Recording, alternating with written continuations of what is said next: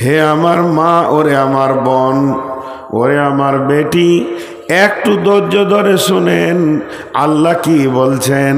আর রিজাল কাওয়ামুনা আলান নিসাই, পৃথিবীর বুকে যত পুরুষ আছে আল্লাহ তাবারাক ওয়া তাআলা পুরুষকে বানিয়েছেন।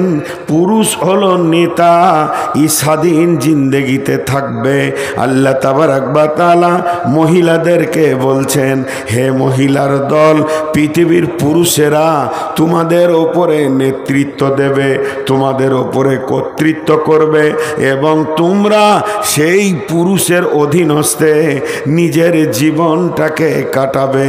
নারী কোনোদিন নেত্রী হতে পারে না, নারী কোনোদিন নেতৃত্বের গদিতে বসতে পারে না।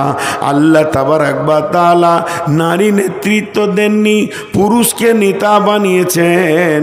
তাই আল্লাহ তাবারাক ওয়া তাআলা বললেন, আর রিজাল কাওয়ামুনা আলান নিসাই, পৃথিবীর বুকে যত পুরুষ আছে তারা নেতৃত্ব দেবে মহিলাদের ওপরে।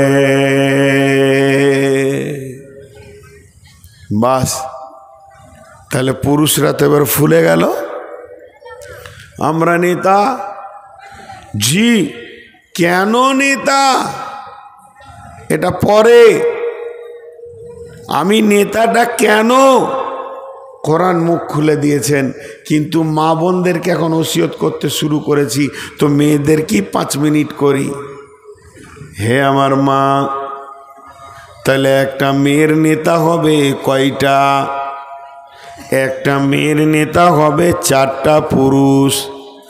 যতদিন মেয়েটি জন্ম নেবে যেদিন, সেদিন ওই মেয়েটার নেতা হবে তার আব্বা। আব্বা যদি মারা যান, আব্বা যদি বিদেশে চলে যান, প্রবাসীতে থাকেন, তাহলে ওই মেয়েটার নেতা হবে তার বড় ভাই। ক্রমান্বয়ে ভাইয়েরা নেতা। এবার দেখা গেল ওই মেয়েটির বাপ আর ভাই মিলে একটা সুন্দর ছেলেকে দেখে বিয়ে দিয়ে দিল। যেদিন বিয়ে দিয়ে দেবে ওই মেয়েটির নেতা হয়ে যাবে তার স্বামী। যেদিন স্বামী মারা গেল, হঠাৎ অ্যাক্সিডেন্ট হয়ে মারা গেছে, যদি বাপ ভাই থাকে তো বাপ ভাই আবার নেতা। তবে শুনেলেন, যদি ওর পেটের বাচ্চা ইয়ং হয়ে যায়, ব্যাচেলিয়র হয়ে যায়, ছেলে যদি সিয়ানা হয়ে যায়, তাহলে মায়ের নেতা হবে সন্তান। তারপরও মাকে নেতা বানানো যাবে না। একটা মেয়ে বাড়ির বাইরে বের হতে গেলে সে ভাইকে জিজ্ঞেস করবে, আব্বাকে জিজ্ঞেস করবে, আব্বা না থাকলে ভাইকে জিজ্ঞেস করবে। ভাই বাপ যেদিন বিয়ে দিয়ে দেবে, স্বামীর বিনা হুকুমে সে চলতে পারবে না। তার জিন্দেগিটা স্বামীর অধীনস্থে বাঁধা থাকবে, স্বামীর গণ্ডিতে থাকবে। যেদিন স্বামী মারা যাবে, যদিও মা কোরআন আর হাদিস বারবার বলেছেন, বিল ওয়ালিদাইনি ইহসানা, তোমরা মা বাপের ওপরে ইহসানি করো, মা বাপকে ধুমকে কথা বলিও না। ফালা তাকুল্লাহুমা উফিউ, আর তোমার মা বাপের কথাই উফ বলিও না। অতএব যদিও মা হলে কি হবে, বেটার বিনা হুকুমে মা বাড়ির বাইরে যেতে পারে না। বেটার বিনা হুকুমে মা বিয়ে বাড়ি যেতে পারে না, মরা বাড়ি যেতে পারে না। সে যদি নিয়ত করে বাপ ভাইয়ের বাড়ি বেড়াতে যাব, তাও বেটার হুকুমের বাইরে যেতে পারবে না। তার কারণ তার নেতা হয়ে গেছে বেটা।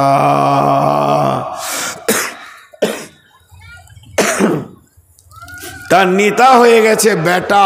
বেটার হুকুমের বাইরে তার যাওয়ার কোনো ক্ষমতা নাই, যাওয়ার ক্ষমতা নাই।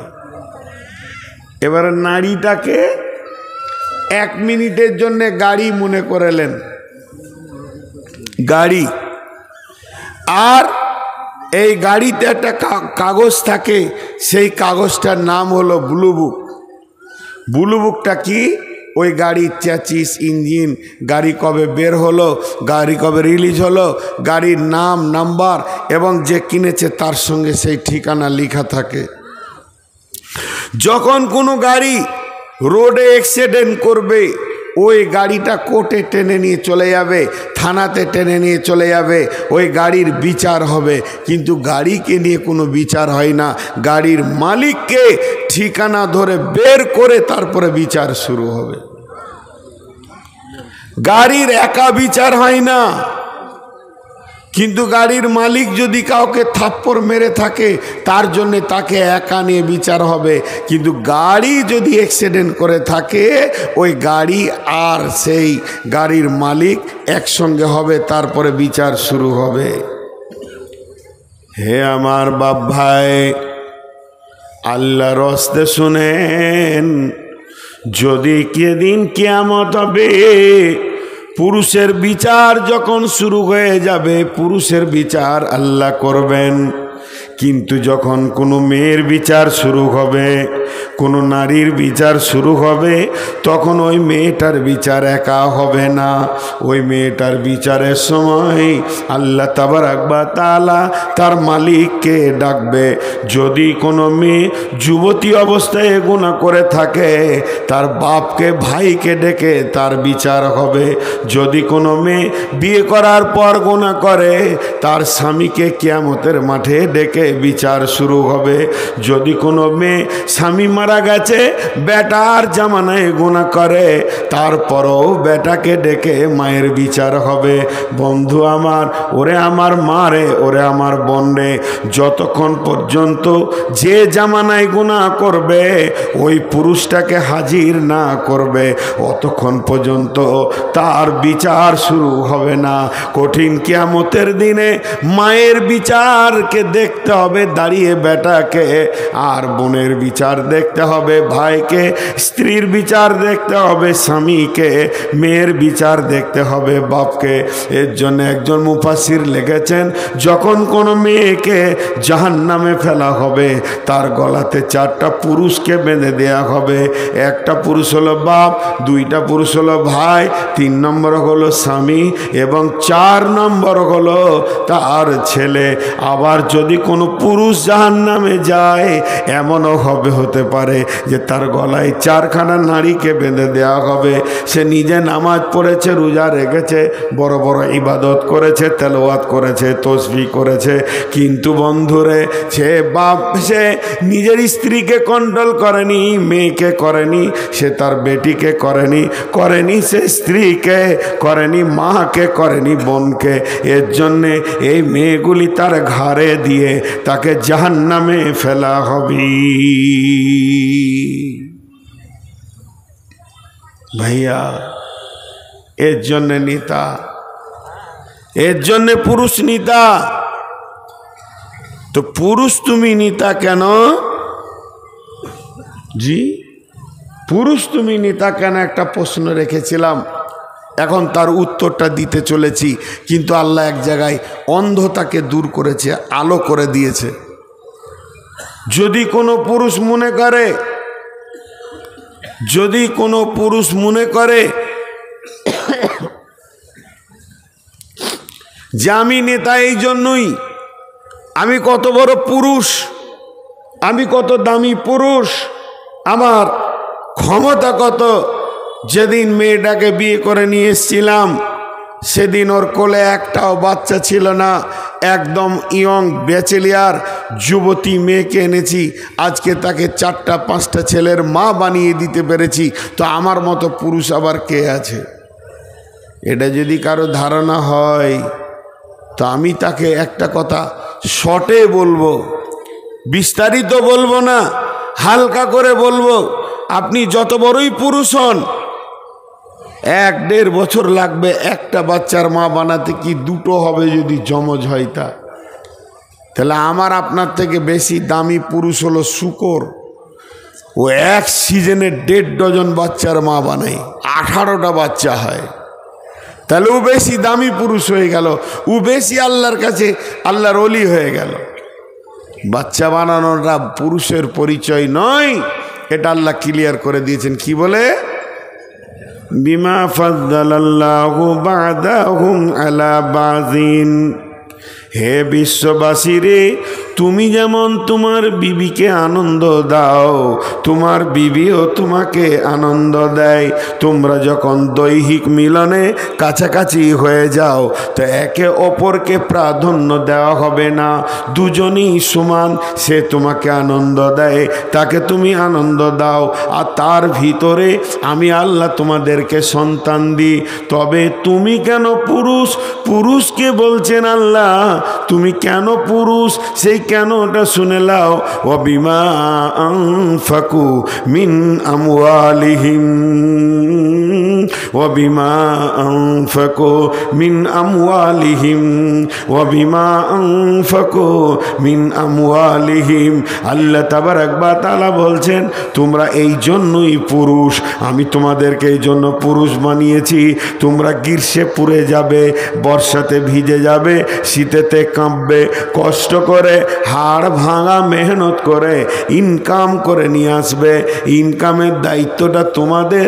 তোমার ইনকামে তোমার বিবি খাবে, তোমার বিবি পড়বে, তোমার বিবি আনন্দ করবে এবং তোমার বিবির চিকিৎসা হবে।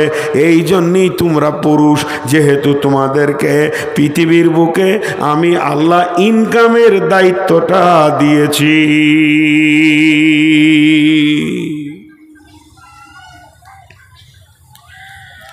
আমাকে একজন উচ্চ শিক্ষিত মানুষ,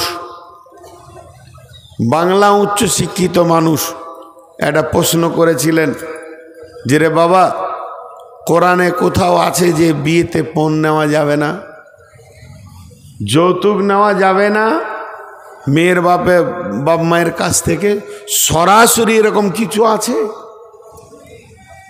তা তো খুঁজে পাই না, হাদিসে বলে তা তো পাই না। তাহলে জি, তাহলে রাস্তাটা বলি। 2 বিঘা জমি, উদাহরণটা মন দিয়ে শুনেন। আপনারা 2 ভাই, আব্বা গিয়ে বলল, মাঝে একটা দাগ দিয়ে বড়কে বলছে তুই এইটা নিবি, দিয়ে চলে এলো। বড়কে বলল তুই এইটা নিবি, দিয়ে চলে এলো। তাহলে যে বাম দিকটা থেকে গেল, ডান দিকে যেটা থেকে গেল, ওইটা যে ছোটর, এটা কোনো বুঝতে অসুবিধা আছে? আরামসে বোঝা যাচ্ছে যে একটা জমিকে 2টা ভাগ করে দিয়ে একজনকে বলল তুই এইটা নিবি, আর একটা চুপ থাকলো, মানে ওইটা ওর। আল্লাহ বলছেন তোমার ইনকামে তোমার বিবি খাবে, তার কাছে পয়সার আছে, তুমি কি করো? আর নবীজি বলছেন তুমি মহারানা দিয়ে হারাম মেয়েটাকে হালাল করে নিয়ে এসো। তাহলে আবার পণের কথা কোথা আসবে? টাকা তো তোমাকেই বের করতে হবে। কিন্তু ঘটনা উল্টো। ঘটনা উল্টো মানে টাকাও নিব, বিবিও নিব, টাকাও নিব, বিবিও নিব, ভালো বউ চাই, ভালো টাকাও চাই। আল্লাহ তাবারাক ওয়া তাআলা তো এটা কোরআনে বলেননি। কোরআনে বলেছেন ওয়াবিমা আনফাকু মিন আমওয়ালিহিম, গোলাম তুমি তোমার বউকে নিয়ে এসো, শ্বশুর বাড়িতে তুমি চলে যাও, তারপরে তাকে মহারানা দেবে। নবীজি বলছেন মহারানা দেওয়ার পর ওই মেয়েটা তোমার জন্যে হারাম ছিল, তার গায়ে তুমি হাত দিতে পাবে না, তাকে তুমি কথা বলতে পারবে না। কিন্তু যখনই তুমি মহারানাটা দিয়ে দিলে, মেয়েটা তোমার জন্যে হালাল হয়ে গেল। ওই মেয়েটাকে এবার তুমি বাড়িতে নিয়ে আসবে, এটা তোমার হালাল মেয়ে। এই মেয়েটাকে আনবে তুমি মহারানা দিয়ে। আর আমার আল্লাহ বলছেন ওই মেয়েটা যে তোমার বাড়িতে আসছে, তার চিকিৎসা, তার খাওয়া এবং তার পোশাক, সমস্ত খরচার দায়িত্ব তোমার ওপরে চড়ে গেল। তুমি এগুলোকে মেনটেন করবে। অতএব গোলাম রে, পণের কথা এখানে আসছে না, পণের কথা আসছে না। একজন আমেরিকান খ্রিস্টানদের লোক দার্শনিক একটা কথা বলেছেন। কথাটা কি বলেছেন? যে বর্তমানে যতগুলো দাম্পত্য জীবন পৃথিবীতে আছে, বর্তমান জামানায় যতগুলো দাম্পত্য জীবন পৃথিবীতে আছে, প্রেমের ওপরে 100-তে 2টো আছে, আর বাকিগুলো কোনো রকম চলছে।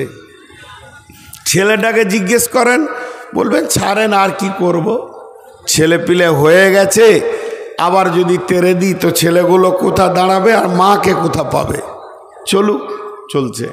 মেয়েটাকে জিজ্ঞেস করেন, ওটা মানুষ নাকি, ওর কাছে কি থাকা যায়, কিন্তু কি করব, এই কি করব বলে স্বামী স্ত্রীর জীবন চালানো, এটা জীবন চালানো নয়। প্রেমে চলবে, তুমি আমার আমি তোমার।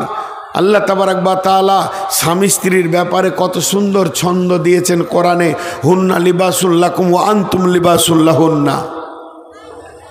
কিন্তু সেদিকে কোনো মেল হচ্ছে না।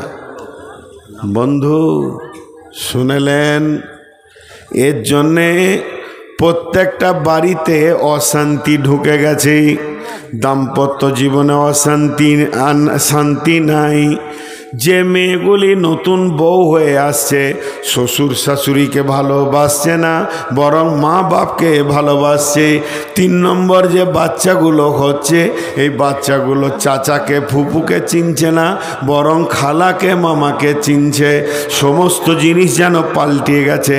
কোনো স্ত্রীর কাছে স্বামী শান্তির বার্তা নিয়ে জিন্দেগি কাটাতে পারছে না। তার কারণটা কি? তার কারণটা হলো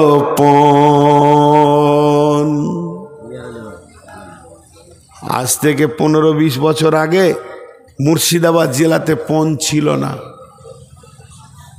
20 বছর আগে ছিল না, বর্ধমানে ছিল। আমরা জন্ম থেকে দেখে আসছি, কিন্তু এখন সব হয়ে গেছে। জি, এবার এই জায়গাটা একটু আপনারা ধৈর্য ধরবেন। পণ এমন একটা জিনিস, আমি ডাক্তারখানা গেলাম, ডাক্তারকে গিয়ে বলছি স্যার ঘন ঘন পেশাব হচ্ছে, 1 নম্বর। 2 নম্বর স্যার মাথা চক্কর দিছে। 3 নম্বর ঘুম হয় না। 4 নম্বর এনার্জি লস হয়ে গেছে, মনে শান্তি পাই না। 1 নম্বর মনে শান্তি পাই না, 2 নম্বরে ঘুম হয় না, 3 নম্বরে ঘন ঘন পেশাব, 4 নম্বরে আপনার কিনা ঘুম, এনার্জি লস। এই 4টা রোগের কথা যখন আমি বললাম, তো ডাক্তার আমাকে উত্তরে বলছে তোমার ডায়াবেটিস হয়েছে, মানে সুগার হয়েছে। সুগার এমন একটা রোগ, সুগার এমন একটা ব্যাধি যে দেহের ভিতরে ঢুকবেও একা, নাম হচ্ছে সুগার। 4টা কাজ চালাবে, ঘন ঘন পেশাব হবে, ঘুম হবে না, খেতে ভালো লাগবে না, এনার্জি লস হয়ে যাবে। এবার 4খানা জিনিস একাই চালাচ্ছে, এমন একটা জিনিস ঢুকেছে। তেমনি বন্ধুরে, প্রত্যেকটা ফ্যামিলিতে শান্তি নাই, মা বাপকে ভালোবাসছে না ছেলেরা। 3 নম্বরে ছোট ছোট বাচ্চাগুলো নানাকে যত চিনছে, খালাকে মামাকে চিনছে, তত চাচাকে ফুপুকে চিনছে না। আর প্রত্যেকটা স্বামী তার স্ত্রীর কাছ থেকে প্রেম পাচ্ছে না। তাহলে এই 4-5টা কেস, একটা ঘরের ভিতরে, একটা ঘর নামে বডিতে 4টা রোগ। 1 নম্বরের রোগ হচ্ছে স্ত্রীর কাছ থেকে স্বামী প্রেম পাচ্ছে না। 2 নম্বর রোগ হচ্ছে বৌমায়ের কাছ থেকে শ্বশুর শাশুড়ি শান্তি পাচ্ছে না। 3 নম্বর রোগ হচ্ছে ছেলের কাছ থেকে বাপ মা ভালো ব্যবহার পাচ্ছে না। 4 নম্বরে ছোট ছোট ছেলেগুলো সব নানা মামা আর খালাকে চিনছে, চাচাকে ফুপিকে চিনছে না। তাহলে একটা ফ্যামিলিতে এই যে 4টা রোগ ঢুকেছে, তার কারণ কি? বড় বড় দার্শনিকরা বলছেন তার কারণ হলো বিয়েতে পণ। এই পণটা এমন একটা সুগারের মতো রোগ, যে ফ্যামিলিতে পণ ঢুকে গেছে সেই ফ্যামিলিতে 4টা অশান্তি ঢুকে গেছে। এখানে 500 লোক বসে আছেন, যে শরীরে আপনার কিনা সুগার ঢুকে যাবে, ওই শরীরে 4খানা অশান্তি ঢুকে যাবে। আর যে শরীরে সুগার নাই, সেই শরীরে কোনো অশান্তি নাই। তেমনি পণ এমন একটা জিনিস, যে শরীরে পণ ঢুকে যাবে, ওই শরীরটা এমন, যে ঘরে পণ ঢুকে যাবে, যে দাম্পত্য জীবনে পণ ঢুকে যাবে, ওই সংসারটা ওই রকমই চারখানা কষ্ট পাবি।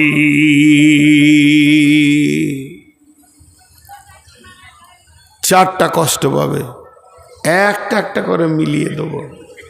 জি, একটা একটা করে মিলিয়ে দেব। একটা রূপকথা বলবো, রূপকথা। এটা হাদিস কোরআন লয়, ইতিহাসও লয়, উপন্যাসও লয়, রূপকথা।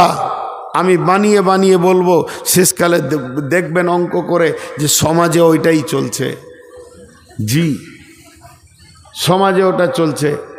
গরিবের মেয়ে দেখতে বড় সুন্দরী, গরিবের মেয়ে, বাপ ইট ভাটাতে কুলির কাজ করে, কিন্তু মেয়েটি দেখতে বড় সুন্দরী। বাড়ি হচ্ছে তার হোসেননগর, বিয়ের বাড়ি, আনন্দ করতে গেছে খালার বাড়ি, কোথা না বেলডাঙ্গা। বেলডাঙ্গাতে বিয়ে বাড়িতে ঘোরাঘুরি করছে, চোখ পড়ে গেছে এক বড় লোকের ছেলে, কলেজের প্রিন্সিপালের ছেলের চোখ পড়ে গেছে। জি, তো ওটা মেয়েটা কার রে? বলে হোসেননগরের। বাস, ওর ঝোঁক লেগে গেছে, ওকে বিয়ে করতেই হবে। এত ভালো মেয়ে কি ছাড়া যায়? আমি নোংরা কথা বলছি না, সে চাইছে না যে ভোগ করি, চাইছে বিয়ে করি। ভালো কথা, আলহামদুলিল্লাহ।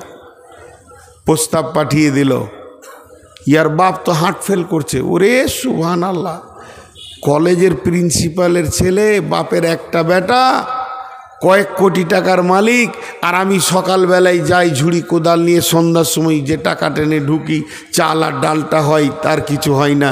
আমার মেয়ে কিন্তু ছেলের ঝোঁক পড়ে গেছে, কিছু লাগবে না, বিয়েটা দেন, কিছু লাগবে না, হালকা একটা গাড়ি দেবেন আর 10-15 লাখ টাকা দেবেন, বাস। বাপ বসলো বেটাদেরকে নিয়ে, দুটা বেটা আছে, একটা বেটি। কিরে, প্রস্তাব এসছে ওইখান থেকে, ও ছাড়বে না, ছেলে বিয়ে করবি। খুব মাথা খারাপ। দু ভাই দেখছে যদি আব্বাকে বলে দিও না, আমাদের তো কিছু নাই, তো হয়তো বোনটা ভাববে যে আমার সুখটা আর ওরা হতে দিলে না, সুখ হওয়ার কথা ছিল, হতে দিলে না, ভাইদের কারণে হলো না। তা বাপ দেখেলে, ভিটে মাটি জমি জায়গা যা ছিল বিক্রি করে দিল, কোনো রকম টাকাটা নিয়ে এসে 10 থেকে 12 লাখ টাকা বেঈমানের বাচ্চারা হাতে দিল। একটা গাড়ি কিনতে গিয়ে মায়ের কানের সোনাগুলো শেষ হয়ে গেল। খাদিজাকে সাজাতে গিয়ে আরও কিছু উপরি ঋণ 3 লাখ হয়ে গেল। যখন বিয়েটা দিয়ে ওই ইট ভাটার কুলিটা হাত ধুয়ে উঠল, তো ও 5 লাখ টাকা ঋণে পড়ে গেল। আর শুধু বাড়িটা কোনো রকম থাকলো, বাকি সব বিক্রি হয়ে গেল। দুই ভাই দেখলো আমাদের আর বউ এনে থাকার জায়গা নাই, তার থেকে চেন্নাই চলে যায়। ওরা দুজন চেন্নাই চলে গেল, কেরল চলে গেল। ঘর তো ফাঁকা। এখন খাদিজা শ্বশুরবাড়ি যাওয়া আসা করে, বড় সুখের সংসার। বন্ধুরা আমার, ওই বেঈমান ছেলে সব লুটে নিয়ে চলে গেছে। এখন ঘরে অশান্তি, খাবার নাই, ঋণ ঢুকে গেছে 4-5 লাখ টাকা। কি করে শোধ হবে? তারা কেরলে চেন্নাই খাটে, বাপকে টাকা দেয়, আর বাপ ইট ভাটাতে কাজ করে। ধীরে ধীরে ধীরে ধীরে ঋণ শোধ হয়। এই করতে করতে রোজা চলে আসলো। এমন রোজা চলছে, 1 কেজি মাংস কেনার ক্ষমতা খাদিজার আব্বার নাই, কারণ সে মেয়ের বিয়ে দিতে গিয়ে ভিখারি হয়ে গেছে। এখন সে করলো কি, ঈদ চলে আসলো, নতুন জামা ছোট ভাইটাকে একটা কিনে দেবে, তাও হচ্ছে না। জামাইকে ঈদে এনেছে, সেখানেও 20,000 টাকা দিতে গিয়ে আবার নতুন করে ভাটা মালিকের কাছে ঋণ করেছে। কিন্তু ঘরের ভিতরে খাদিজা ছোট ভাইটাকে জিজ্ঞেস করছে, ভাইরে কালকে কি দিয়ে ভাত খেয়েছিলি? ডাল ভাত, আলু ভাত, শাক ভাত, ডাল ভাত, আলু ভাত। বলে মাছ মাংস। সুন্দর করে টেনে দিয়ে বলছে, বুবুরে সে তোমার বিয়েতে মাংস খেয়েছি, আর মাংস বলে কিছুই জানি না। খাদিজা বাথরুমের ভিতরে টস টস করে কাঁদতে শুরু করলো।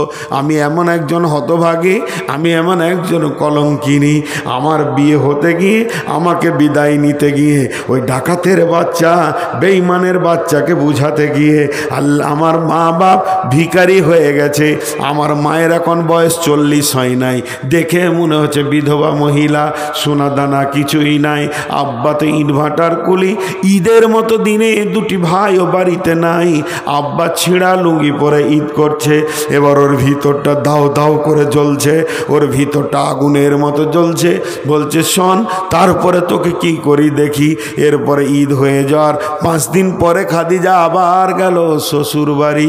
শ্বশুর বাড়িতে শুয়ে আছে, স্বামী অনেক রাত্রিতে এসে ঢুকেছে, এসে কত আনন্দ করবে, কিন্তু বলছে শোনো, তুমি আমার বাপের 12 লাখ টাকার হিসাবটা আমাকে দাও, গাড়ির হিসাবটা দাও, কি করেছো টাকাগুলো। যদি হিসাব না দিতে পারো, এ ব্যাপারে আমার মাথা গরম হয়ে গেছে।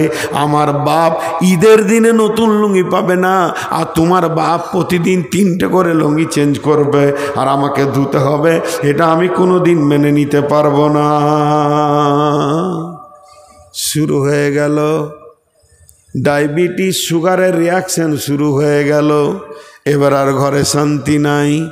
ছেলে তো সারা রাত আর ঘুমায় না, জেলখানা দেখতে পেয়েছে, খালি বহরমপুরের জেলখানার গেট, আমাকে ঢুকাচ্ছে, বের করছে। এখন শ্বশুর শাশুড়িকে যদি ভালো না বাসি তাহলে তার উপায় নাই। শ্বশুর শাশুড়িকে ভালোবাসতে লাগলো, বাপকে ধুমকে কথা বলে, ঝিড়কে কথা বলে, বৌমা শ্বশুরকে দেখতে পারে না, শুধু এই ব্যবহারের কারণে। পণ এমন একটা জিনিস, শান্তির জায়গায় অশান্তি ঢুকিয়ে দেবে। অথচ বিবির ব্যাপার আল্লাহ কি বলেছেন, লিতাসকুনু ইলাইহা ওয়া জাআলা বাইনাকুম মাওয়াদ্দাতা ওয়া রাহমা। হে বিশ্ববাসীরে, তোমার জীবনের শান্তি, তোমার প্রেম প্রীতি ভালোবাসা, তোমার চয়ন সুতুন, তোমার উত্তালকে থামিয়ে দেওয়ার মতো মেশিনটা আমি বানিয়েছি তোমার বিবিকে। তুমি তার কাছে যাও, দেখো তোমাকে প্লিজ করে দেবে। কিন্তু বড় দুর্ভাগ্যের বিষয়, সেই বিবি আজকে এমন রেগে বসে আছে, তার পাশে আমার যাওয়ার ক্ষমতা নাই।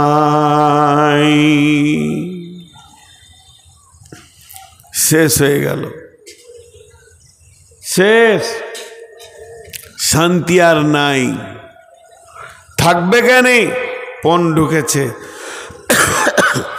আমি একটা উদাহরণ আপনাদেরকে এর আগেও দিয়েছি, আজও দিচ্ছি। এই যে সিলিং ফ্যান সাই সাই করে ঘুরবে, ওপরের হাওয়া নিচে আসবে, আপনি আমি শান্তিতে থাকব। কিন্তু ওই ফ্যানের মোটরের কাছে একটা ব্যাটারির মতো আছে, ওর নাম হচ্ছে ক্যাপাসিটার। ওই ক্যাপাসিটারে নেগেটিভ আছে, পজিটিভ আছে। ওই নেগেটিভ পজিটিভটা চেঞ্জ করে দিলে গোলমাল হয়ে যাবে। কি গোলমাল হবে? নেগেটিভের তারটা পজিটিভে, আর পজিটিভের তারটা যদি নেগেটিভে দেন, ফ্যানটা ঘোরার কথা ছিল এই দিকে, ফ্যান ঘুরতে শুরু করবে এই দিকে। তখন ওপরের হাওয়া নিচে আসা বাদ দিয়ে নিচের হাওয়া ওপর দিকে যাবে। লুঙ্গিটা না ধরলে সব বেজ্জতি হয়ে যাবে। তো আল্লাহ তাবারাক ওয়া তাআলা বিবির ভিতরে শান্তি ভরে রেখেছে। তো বিবিটাকে ফ্যানই মনে করেন, তোকে পণ মহারানা দিয়ে আনতে হবে, আর ওর পেছনে মাল খরচা করতে হবে, গোটা ঘর শান্তিতে বাস করবে। আর যখন উল্টা করে আপনি আমি বলবো আল্লাহকে, আল্লাহ বলছে দেখ এর ভিতরে শান্তির ভান্ডার আছে, তোরা নিয়ে যা, কিন্তু পয়সা খরচা কর। আর মহারানাদের রসুল বলছে, আমরা সবাই বড় বিজ্ঞানী হয়ে আল্লাহ কা রসুলকে বলছি, আপনাদের কথা এখন থাক, এ যুগে ওগুলার মানা যাবে না, আমরা ক্যাপাসিটারে তার আলাদা করে লাগাবো, বিজ্ঞানীর কথা শুনবো না। যে বিজ্ঞানী ফ্যান তৈরি করেছে তার কথা না শুনে পণ লিব, বউ আনবো।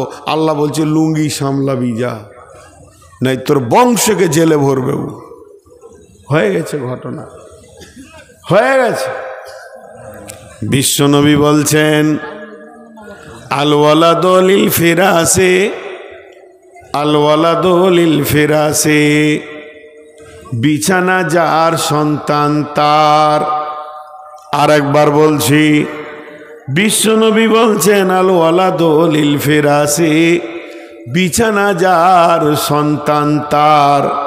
তার মানে হচ্ছে যে পুরুষটি মেয়েটাকে নিয়ে আসবে বিয়ে করে, যার বিছানায় সন্তান হবে সন্তান তার হবে। তার মানে ছেলেটা হলো মোল্লা বংশের, ছেলেটা হলো শেখ বংশের, ছেলেটা হলো সৈয়দ বংশের। তবে মেয়েটা যে বংশের হবে হোক না কেন, ওই মেয়েটির পেটে যত বাচ্চা বের হবে বাপের বংশের সঙ্গে তার সম্পর্ক থাকবে। কারণ পিতৃত্বকে মেনে নিয়েছে। মাতৃতন্ত্র ইসলাম নয়, পিতৃতন্ত্র হলো ইসলাম। অতএব বাপ যদি শেখ হয় সৈয়দ হয়, ছেলেটা শেখ সৈয়দ হবে। অতএব আল ওয়ালাদুল ফিরাসে, বিছানা যার সন্তান তার। যে ভিটানাতে আমি বিয়ে করে এনেছি, আমার পৈতৃক ভিটাটা হলো শেখ, আমার দাদা ছিল শেখ, আমার বাপ হচ্ছে শেখ, আমি আছি শেখ, আমার সন্তান হবে শেখ। তার মানে এই ভিটাটা শেখের ভিটা। যে কোনো বংশের মহিলা ঢুকুক না কেন তাকে বাচ্চা দিতে হবে, তো শেখ বাচ্চা দেবে। রসুলের ফয়সালা আল ওয়ালাদুল ফিরাসি।